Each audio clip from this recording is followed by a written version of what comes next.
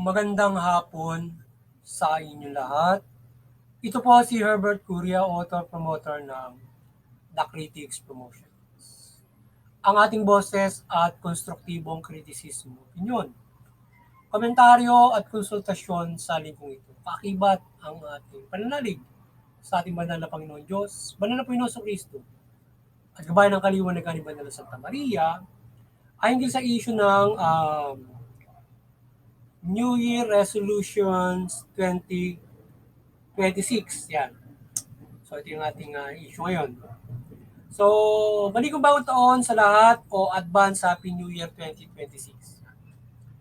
So, ngayong bagong taon ay 2026 ay ating likumin o limiin ang ating positive and negative deeds sa buong 2025 at magsagawa ng bagong plano at pagbabago sa ating perspective in life o magkaroon ito kung wala tayo. Ano ba ang ating New Year Resolution 2026 for 2026? Tingnan muna natin ang ating nagawa at ginawa ng buong taon, buong 2025. So ano ba ang negative dito at positive na dapat nating baguhin o ituloy? Kung wala tayong pangarap sa buhay o mga plano, ay dapat magkaroon tayo nito upang may goal tayo sa ating buhay na ating dapat marating sa ating buhay at taon-taon may usad ba o nagawa ka dito o wala kang goal sa buhay. Kaya tayo dapat ay ito yung ating topic ng New Year Resolution. So, ano ba yung ating New Year Resolution ngayong darating na 2026? So, ano ba yung ating positive, negative sa ating buong nagdaang taon? So, tingnan natin yan, limiin natin mabuti yan. At tayo ba ay mayroong tinatahak sa buhay, pangarap sa buhay, yan, mga ganyan mga bagay. Ano ba yung ating dapat gawin, ituloy, na positibo o negatibo. Yan, may goal ba tayo? Narating ba natin yan? So yan, halimbawa, kung nag-aaral ka, narating mo na ba yung ano ba yung positive na nagawa mo sa pag-aaral mo within the year? Naipasa mo ba yung subject mo? Kung naipasa mo, so ano ba yung dapat na gawin mo pa for the year, for the susunod na taon? Dapat mo bang pag-ibayuhin o panitilihin o ano ba yung negative positive na dapat mong gawin? Nag-aaral ka, ano man yung katatayuan mo sa buhay, so dapat meron tayong perspective in life na dapat nating marating, magawa taon-taon, lalo na tayo ay lalo na sa paggawa ng tama o mali. Na kailangan tingnan natin mabuti kung tayo ba ay nakagawa ng mga pagkakamali o mayroon tayong patuloy na nakagawa ng mabuti. Kaya kung nakagawa ng pagkakamali, so tingnan natin at baguhin natin yan. Tahakin natin ay yung mabuting landas, may pangarap tayo na dapat marating, lalo na sa pamilya. Yan. Tayo ba ay naaasahan, hindi naaasahan, yung mga bagay, personal, di ba? Tayo ba ay nakapag, ano bang karera na gagawa natin, ano ba yung ating pangarap sa buhay, yan, mga ganyan mga bagay. So, dapat meron tayong ganyan perspective, narating natin o hindi, dapat baguhin o dapat gawin. Yan. Kaya kung wala tayong pangarap sa buhay, umpisa na natin magkaroon bilang New Year resolution, at ano ba yung dozen na dapat natin gawin para marating natin yung mga pangarap natin sa buhay na hindi natin nagawa for the past mula nitong taong ito at mga nakaraang mga panahon. So, dapat ganun para nililini natin pasulong. Yan. Titingnan natin yung nakaraan kung tayo ay mayroong negatibo at ano yung positibo, papapatuloy natin. Yan. Hindi tayo may stuck sa nakaraan o hindi tayo may stuck sa kawalan ng goal sa buhay. So ngayon ay ang The Critics Promotions ay maring sumusuporta sa ay nagsasaboses ng konstruktibong kritisismo, opinyon at konsultasyon. As issue ito na ating tinunghayan ng New Year Resolution 2026 yan. Sa ating nabanggit, dapat may goal tayo sa buhay o perspective na ating dapat makamit in a year to a span of time. So sa taong 2025, nakakamit mo ba yung goal mo sa buhay mo o hindi? Kung oo, pagpatuloy. Ang mga gawain nagbibigay sa atin ng good results. At kung hindi, ay dapat baguhin ang estratehiya sa buhay o ating plano at takbangin sa ating pamumuhay o pagtahak ng kinabukasan. So yan. Kaya dapat ay tingnan mabuti yung ating pagtahak sa pamumuhay na ito. So kung laging failure sa buhay, may dapat kang mabago sa iyong hakbangin. Kailangan tingnan lagi ang positive or negative outlook at maging priority ang siyang nagbibigay ng mabuting bagay sa iyong mga pangarap o gawain sa buhay yan. Yan, kaya tingnan natin kung tayo anong failure natin, kung mabisyo ka, so tanggalin mo na yung bisyo mo. Magsimula ka na ng clean life para wala kang bisyo. So, umpisa mo na yung mabuting pamumuhay, tanggalin mo na yung paglabag sa batas, o yung bisyo na kahit hindi ka lumalabag sa batas, ay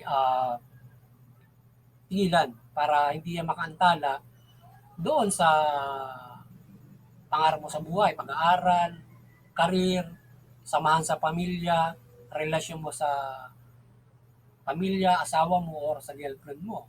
Yan. Or gusto mo mag-shota, mag-asawa, pero mabisyo kayo. Kaya tayo ay magkaroon ng mahusay. Meron tayong ambisyon sa buhay na dapat natin marating o yung sinasabing perspective in life na dapat nating marating at tingnan natin yung ating sarili sa pagtahak sa buhay na kung kaya natin ito o hindi. Yan, wala naman posible pero tingnan natin yung ating kakayanan para marating natin sa tulong ng Diyos, mararating natin yan. So ngayon ay ano-anong negatives ang dapat tanggalin sa buhay? Ang bigan yan ang bisyo, yan ang negative na dapat tanggalin. Tanggalin na dapat ang bisyo, yan ang negative na dapat tanggalin sa buhay, lalo may family ka na women ka o lalaki ka. O sobrang pag-goals ng salapi na sobra sa kinikita o nagresulta ng negatibo sa iyong budget yan.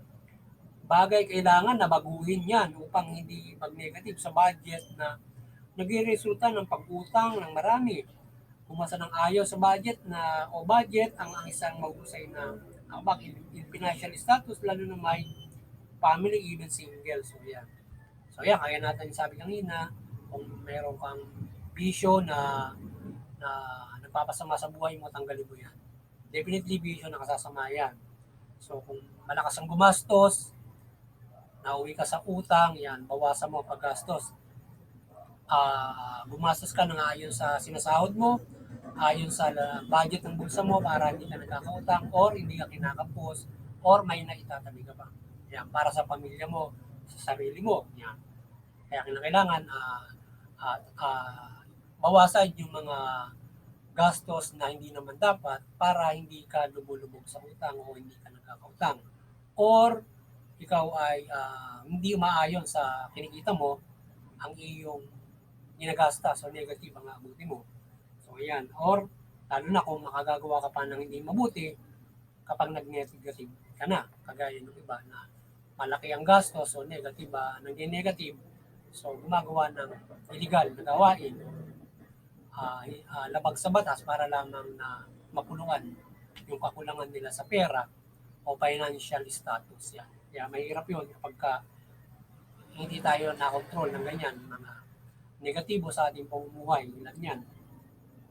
So ilan lamang yan sa negatibo na dapat natin baguhin. So in positive perspective ay kagaya ng gumagasta ng ayos sa budget at walang bisyo, good health, magtrabaho at magsikap sa mga estudyante, mag-aral at huwag pabayaan ito at mag-aani ng tagumpay. So maraming nasasayang na oras at mga dapat mabuting mangyayari sa atin kung marunong tayo magplano ng mabuti at limit sa ating pamumuhay. So yan. So huwag tayong mag-asaya ng oras, mahalaga ang bawat oras natin sa paggawa ng mabuti para lalo na nasa usapin spiritual. Yan. Hindi sa lahat, manalig ng lubos sa Panginoon Diyos at Kristo Jesus, Espiritu Santo at Banal na Santa Maria na sa gayon ay may gabay sa mabuting hakbangin at mararating ang nais o goal sa tulong ng ating Banal na Panginoon Diyos, Banal na Panginoon sa Kristo. Hindi lamang tayo dapat aasa sa ating kakayanan o talino, kundi dapat may faith at malaking pananalig At magkasama lagi yan, faith in deeds. So yun. Dapat, wag lamang tayong aasa doon sa ating kakayanan. Bagamat kailangan natin ng gawa para sa ating pananampalataya, pero wag lang sa gawa. Kundi meron din tayong faith, ika nga. So, kung gawa lang, walang faith, mahina yung gawa mo. Kung may faith ka, yung isang beses mo, mata times 10 mo, makakaya mo yan with the help of God and Jesus Christ. Pero kung sa kayanan mo lang ang aasahan mo at talino mo, so one times mo lang magagawa ang kakayanan mo. Pero kung may pananampalataya ka, magagawa mo ng lubos-lubos yan sa pananampalataya mo sa Panginoon, yung sa mararating mo. Kung nag-aaral ka, mananampalataya ka na matapos mo ang pag-aaral mo. Palagi mo isasanangalan ng Panginoon Diyos. Kung nagtatrabaho ka, kung gusto mo magkatrabaho, mananampalataya ka sa Panginoon Diyos para magkatrabaho ka, etc. Hindi ko pababayaan ng Panginoon kung may pananampalataya ka. May trabaho ka man o wala, makapamumuhay ka na maayos sa iba't ibang gabay sa iyo ng Panginoon Diyos, ano man ang nais niya sa iyo para sa kabutihan mo rin. Or para ikaw ay magabayan niya sa anuman ng sa anuman ang iyong kinasasapitan sa buhay. Kaya iba yung gawa at pananampalataya para marating natin yung ating goal. So, yan, muli ay pagbagong buhay ang mga naliligaw ng landas o nagugumo sa paggawa ng hindi mabuti o lalo paglabag sa batas at hindi makadiyos na gawain. Huwag nating aksayahin ang mga oras na magagawa nating mabuti. May panahon para sa pagpapaunlad, material at may panahon para sa pagbibigay ng wine sa sarili at may panahon sa lahat ng bagay. At hindi, walang panahon sa mga bagay-bagay yan. Happy New Year 2026, Advance Happy New Year 2026, and God bless you all yan. Muli, maliwanagan ang ating banal na Panginoon Diyos, Panginoon Suri sa banal na Espiritu Santo, banal na Santa Maria, ang sambayan ng Pilipino, at ang mamayang Pilipino, ang mula pamalan at mamayang Pilipino, yung pamalan, mamahalan ng mabuti, matuwid, tugurin yung karapatang pag-ugasan, yung pang-abuso, paglabag sa batas, o pag-oppress ng mga tao, at katiwalian, yan, korupsyon. Yung mamamayan, sumunod sa pamalaan, iwasan ang paglabag sa batas, at iwasan ang paglabag sa batas at paglaban sa pamalaan. Pag-suportahan yung mabuting pamahala, patas sa karapatang pantao. So, kayo makapamumuhay tayo ng mapayapa, maunlad, ayon sa karapatan natin. Kasi makakapanampalataya tayo doon sa ating banal na Panginoon Diyos. At anumang ating paniniwalaan sa buhay. Magandang hapon sa inyo lahat. Sana na po sa Voice naman ng Critics Promotions ng konstruktibong kritisismo, opinion, komentaryo at konsultasyon sa lingkod. Magandang hapon sa inyo lahat. At God bless you.